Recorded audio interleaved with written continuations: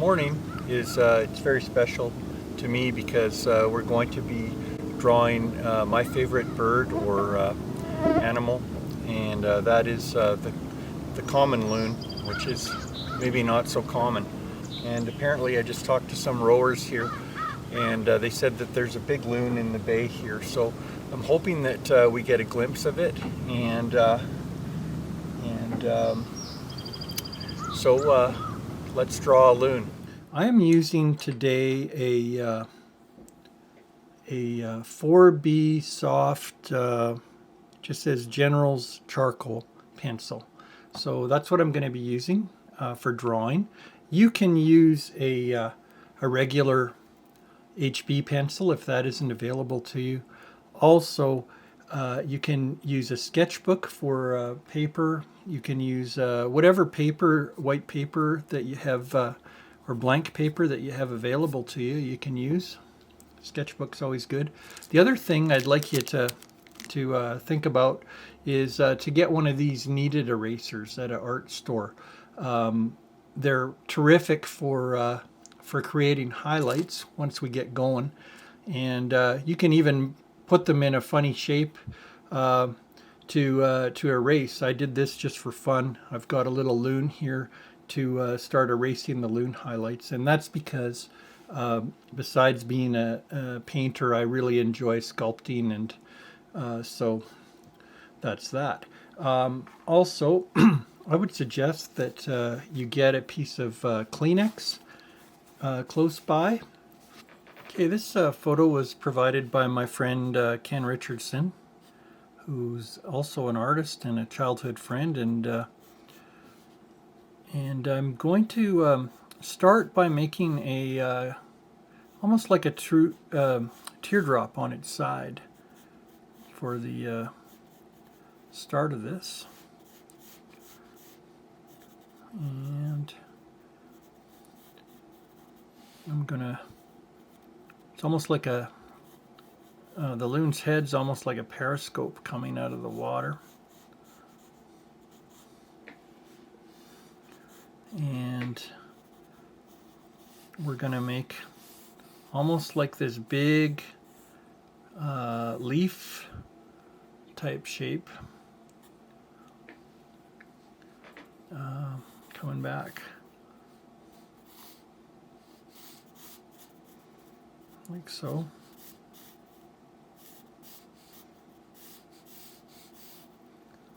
And it's kind of split right here. It's got a wing on each side there, kind of like this.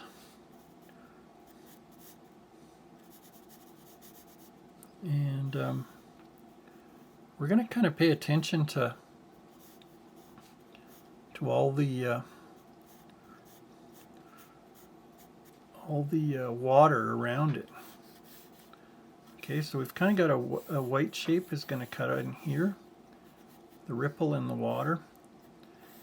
We always work on the big shapes first because we want to kind of get all the masses in correctly.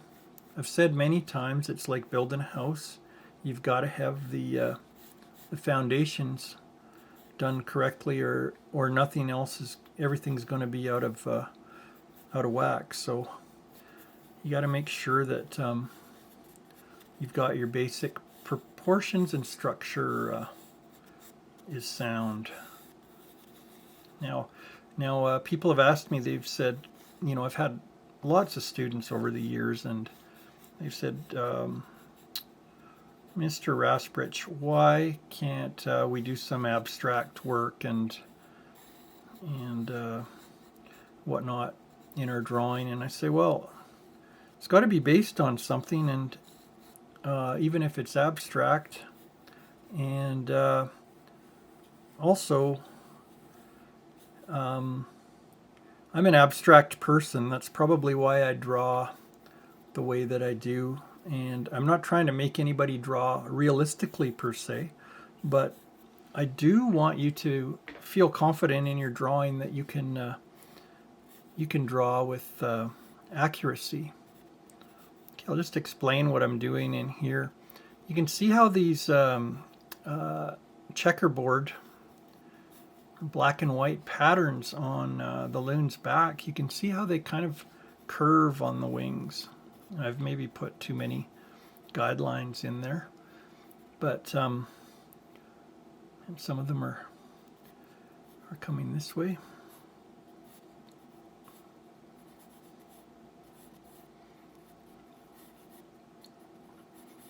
And we're gonna kind of guess where these dots are, and maybe the eye is probably about this big. Some fun facts about a loon that you might not know is that their eyes, you can't see from the black and white photo that we're working from, but they actually, as soon as they get wet, they turn a bright red. And it's quite fascinating to see that. And they are the deepest divers, I think, of all beings. And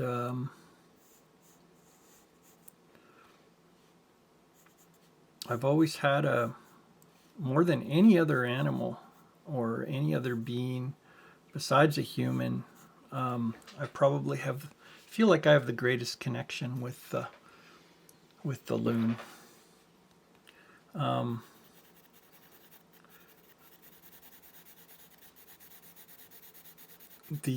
When I was taking photos or getting ready for this one, there was a loon behind me on the lake, but I couldn't.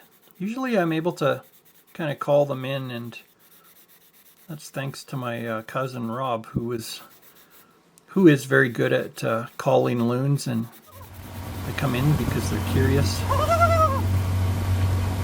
My cousin Rob is calling the loon up here, and we're gonna go see these loons here and see how they're.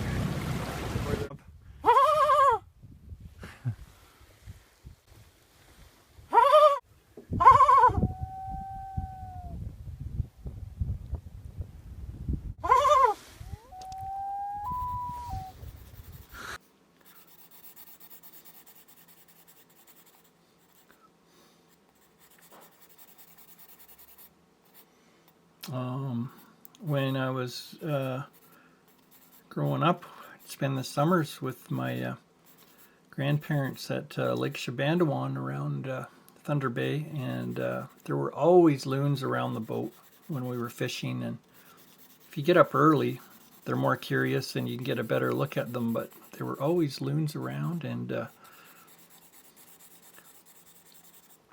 they're just fascinating to me. I guess they mate for life, and they usually have two chicks, two offspring, and there's usually one of them. I mean, a pair per lake. They're a little bit of a solitary bird that way. And the other thing about the loon is that I can relate to is it needs a whole lake to take off, to get airborne. It needs that, just like a float plane. It's a very heavy-bodied bird, and it needs that whole runway. And but once it does get in the air, it can fly very, very fast or very quickly. And I can relate to that because it takes me a long time to get going in the morning. I need to get up way earlier than I work because I need to have breakfast, and I need to get ready, and yes, have a coffee. Without coffee, I don't think I would have had much of a teaching or art career. And I've had my coffee today, so we're all good. Okay, so we can put in some grays there. Now, what I show my young students how to establish some shading so that you get some quicker results is just by using a piece of Kleenex.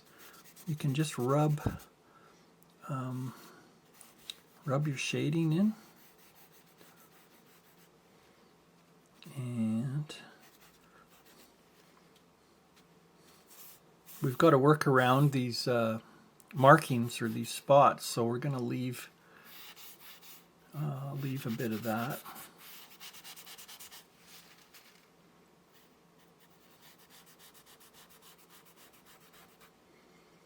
And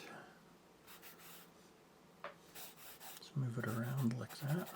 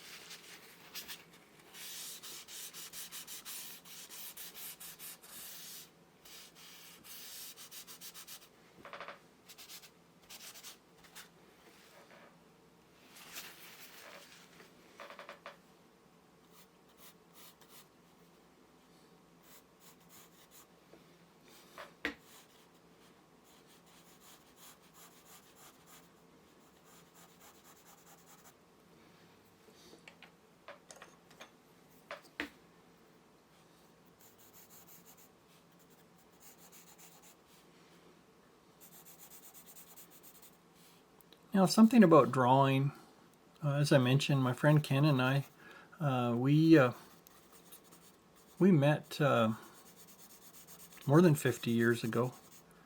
We were both about 4 or 5 years old, and he lived a couple doors down from me. We drew, we loved drawing. We drew every day almost. Something that we loved to do was to be in nature and to be outside and to draw, especially in the winter months like now. Drawing's a lot of fun, and the main thing about drawing is, or doing art, it isn't a competition. So don't think of it like you might a sporting event or something like that. It's not that. It is purely for enjoyment, and later in life, like right now, I'm about 55. Well, I'm going to be 56 in a few days here. It's a form of what I would call meditation, and so for those of you that know what that is, it's kind of a way of losing yourself in your thoughts and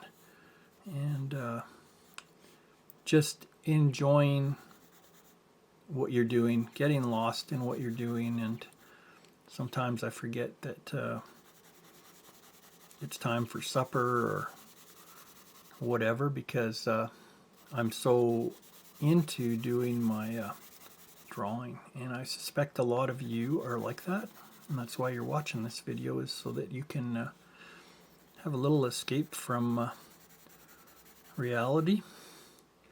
Well, not reality, just life. This is reality too. But yeah, you should just you should really enjoy it and not worry too much about the results. I learn something every time out when I'm drawing and making these videos, by the way, which I started for doing these for my students when we went into the first lockdown for COVID last year. So this will be like my 23rd drawing video, and every time I do it, I learn something about making the video better or whatever. Learning never stops. We're always learning. So treat it as just a real enjoyable thing to do. I would like or love for you to love drawing like I do. It's just a lot of fun, and when you get a result that you really like, that's it's very satisfying. Now, I don't worry too much about making this all exact. Like I mentioned about realism earlier, you want to put a little bit of your personality in there.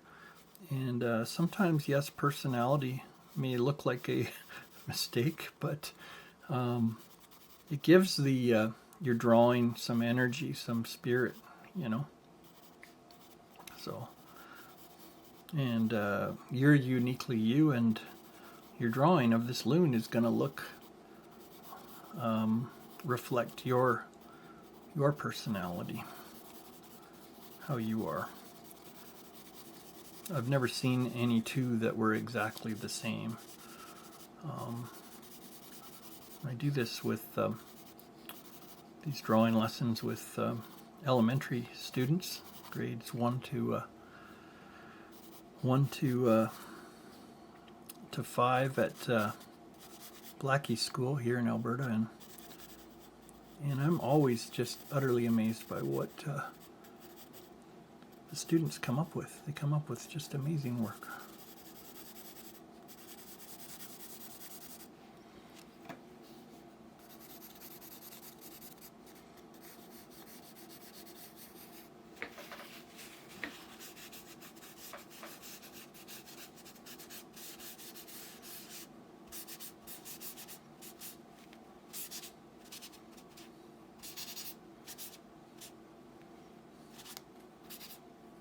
Of course, you'll want to work on the face or the eyes all the time, but try and leave that until you've got the general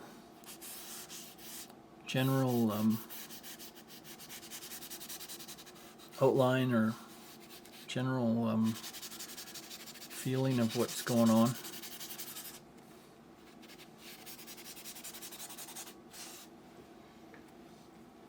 Okay, so you'll find that the charcoal will go a little bit, your drawing will go a little bit more quickly than using the pencil, because you don't have to press as hard. Okay, look at this. I'm going to use this this eraser that I did put it together like this earlier for this video just for fun, and we're going to start erasing some of the highlights. Okay, so this is what my young students call backwards shading, because I suppose that it is backwards because we're doing the highlights.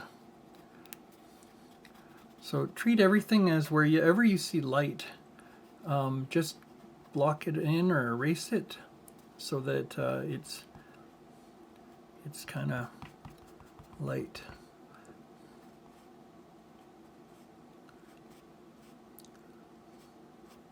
And then, you know, your drawing will start to magically take shape, and you'll be just like, wow, this is really coming along. And I try not to look at things like, I try not to think, oh, I'm working on an eye or I'm working on its bill or whatever. I try and look at the shapes and the light and the tone. Whoops, went a little too far there. And then constantly, you can use your finger too, by the way, for shading.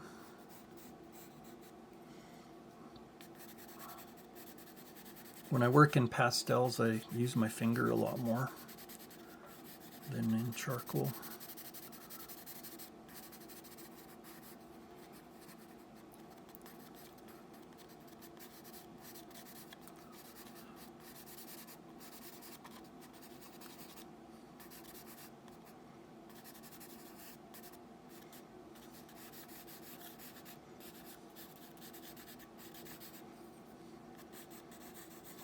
Sometimes it helps to do the lines in the kind of the direction that they're going. Like you can see in these ripples in the water, they're kind of like this, like waves going this way and that way.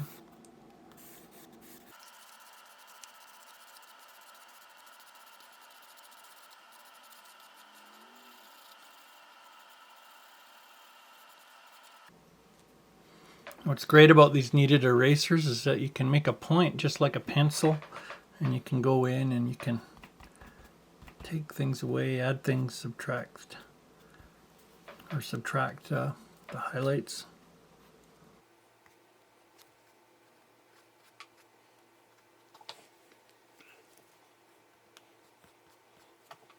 The sides will get loaded up with charcoal, so you'll have to go to another side and make it pointy, and eventually these erasers, they just turn into a big black ball that you've got to go get another one. So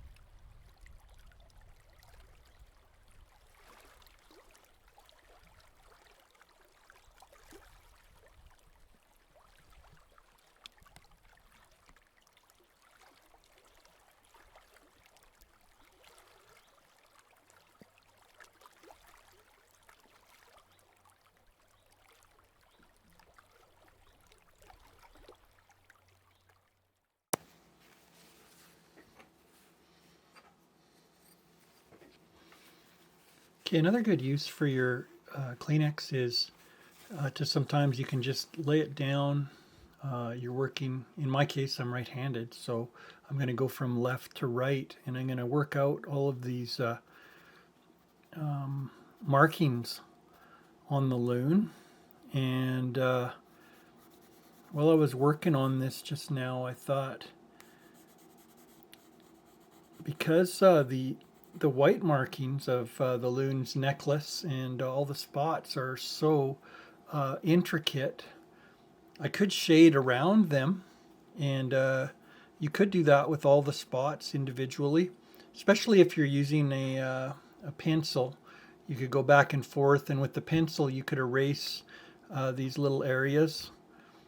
But what I thought I would do, because I've worked a lot in pastels, if you wanted to invest in a piece of white chalk, or you can get boxes of these, or you could get a white pencil crayon. I'm almost thinking that the marks are going to be easier to do on the water by just using a white chalk or pencil crayon to go in. I think it's going to look better if we do that. So if you haven't got any white chalk handy, don't worry about it. But I think for this particular drawing, that it's going to make it look a little bit better.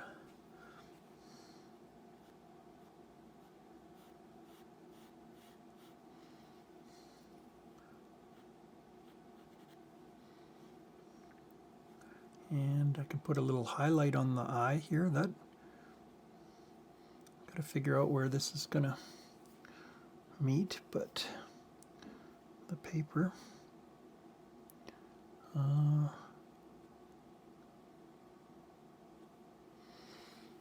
Okay, I put the highlight there, and then I can kind of work around it where it is.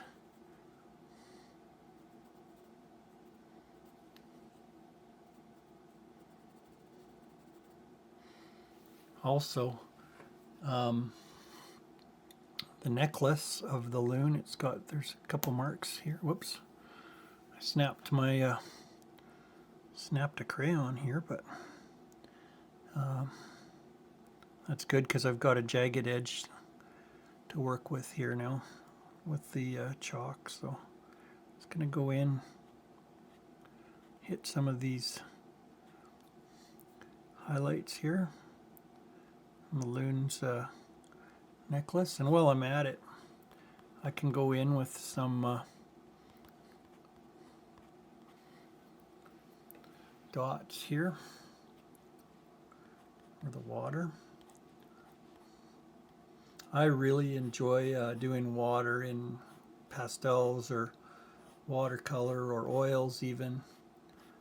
It's so fun to do water, and if you want to do abstraction in art, there's a lot of abstraction in mark making in water. It's a lot of fun to do, and it's very satisfying if you're able to get the water looking like water. There's so many, there's a gazillion reflections in here.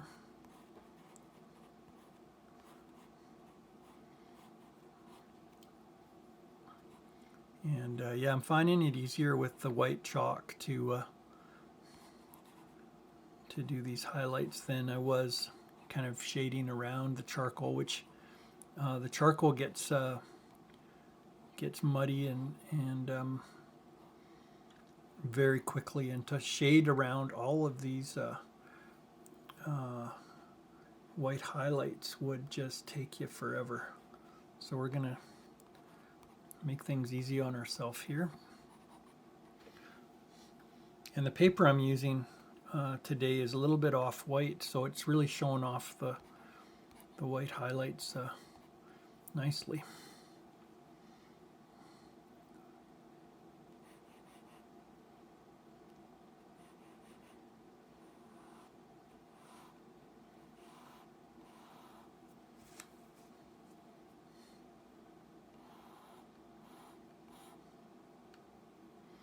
Now, if you haven't got a chalk handy, what you could do is you could use your kneaded eraser for doing this, or your eraser. I know I'm going to be doing this for kids next week, and they won't have this anything fancy to work with, so we will be using HP pencils and erasers, and we should be able to. I just know my students are going to come up with some amazing work, even if we don't get really crisp highlights like this. You'll notice a lot of patterns when you're working.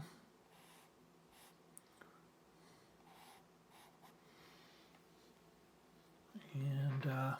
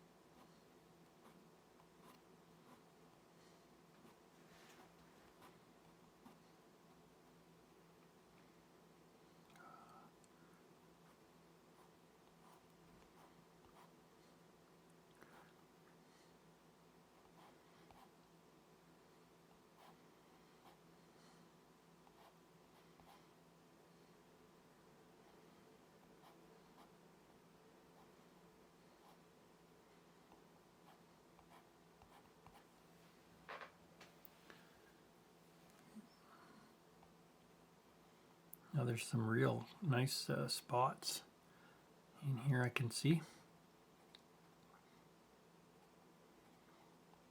They're fun to do. A lot easier to do them this way with the white on the dark. I'm not going to be too fussy as long as I get it in relatively the pattern, the direction of the marks. I'm not going to be overly concerned about that they're exactly so.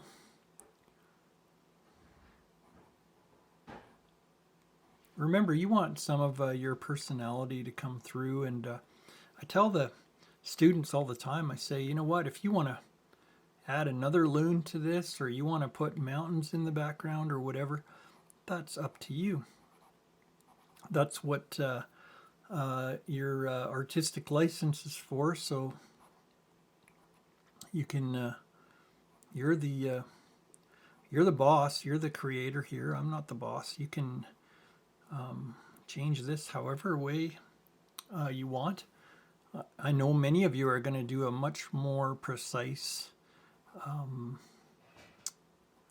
to the photo that I've provided, and if you want to post them on Instagram, I'm going to have it will be a draw with Paul on Instagram, and you can post your I'd like to see what you do with this, and you could post it on that. I think that would be a good venue. Okay, so we got little dots. I could just go on forever doing the details on this. At some point, I'm going to have to stop though. And I'm just going to go back in with some charcoal here, and make it a little bit darker in between these some of these segments here.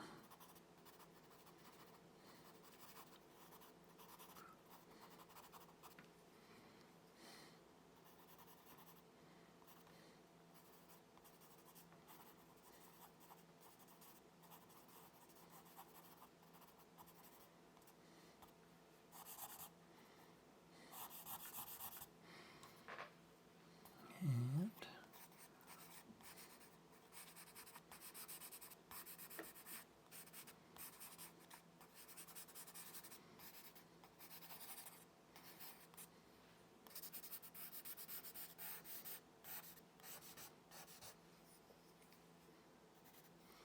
it's hard to say when to stop, and that's one good thing I've noticed, or one thing I've noticed about being an artist, is that you might, for just a few brief moments, turn out a incredible masterpiece, and then you'll keep going and you'll take it too far. And that's the beauty of drawing. I guess it keeps you coming back to try and do better next time, and sometimes it can get away on you and you can overwork it, and sometimes it seems to your drawing seems to do itself. That's what I think a lot of artists live for, is when that piece of music or art or whatever you're doing, dance, it seems to do itself, and you feel like, oh, I was just part of this, but I don't know that I actually even did it. And that's something that's very hard to control. And like I say, drawing for me is a very meditative. It almost doesn't matter where my drawings end up or if I sell them or not. It's just something I love to do. Some of the those Buddhist monks, they make those sand paintings and they put all that effort into them and they blow away. And some people would say, well, aren't you upset to them that it blew away? And it's like, no. The joy was in doing it, and nothing is permanent anyway. Everything's changes and is temporary. So I like that attitude. The more you enjoy your drawing, probably the better it's going to turn out. Okay, so you know what? I could keep going on this, but I think I'm going to I'm going to leave it at this.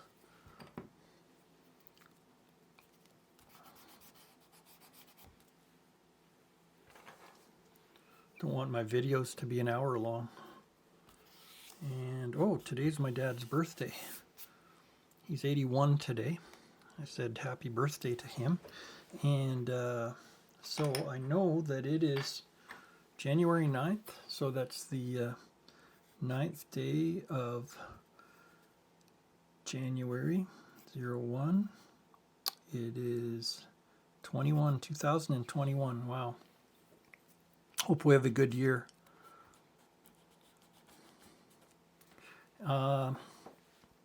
This is a Loon, and sign it off here. My signature.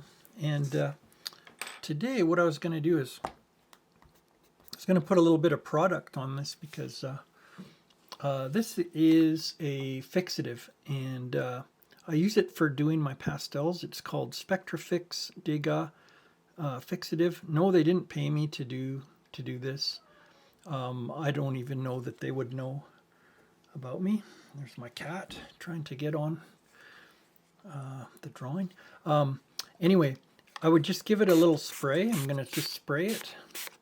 And what that's going to do is it's going to hold the charcoal, and so that it won't be so easy to smudge. So, you know, after that's dry, it should be good. So anyway, I have so enjoyed this time with you, and I hope you had fun doing this. And the next episode will be out next week, and hope to see you there.